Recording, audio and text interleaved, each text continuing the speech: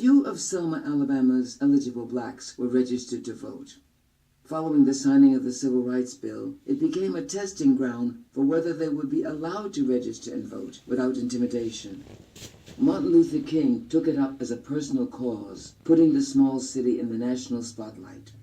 Today I want to tell the city of Selma, tell them nothing. Today I want to say to the state of Alabama, yes sir. Today I want to say to the people of America and the nations of the world, that we are not about to turn around. Yes sir. We are on the move now. Yes sir. King was quickly jailed for leading marches, a tactic Selma officials thought would quell protests. Instead, they had to deal with overflowing jail cells as they were forced to jail hundreds, including children. When the arrests proved ineffective, police resorted to beatings, clubbings, and other savage attacks.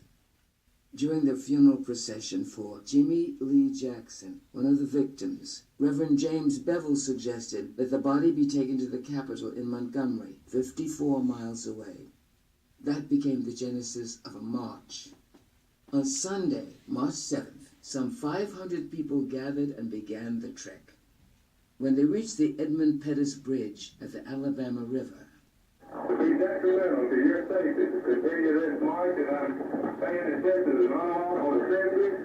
You have to disperse. Your orders to disperse, go home, or go to your church. This march will not continue.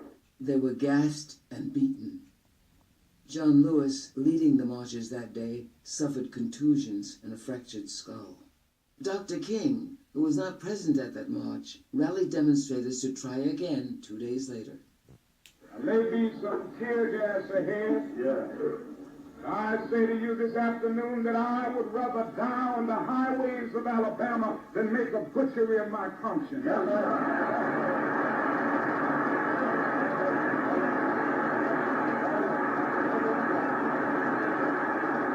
I say to you as we march, don't panic and remember that we must remain true to nonviolence. I'm asking everybody in the line.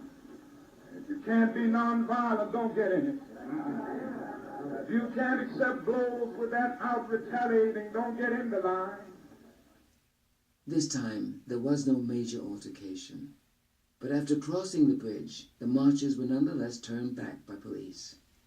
Finally, a week and a half later, a court order allowed marchers to proceed to Montgomery. Their efforts had further exposed the South's dark side and helped spur the passage and signing of 1965's Voting Rights Act, suspending literacy tests and providing for federal examiners in local jurisdictions.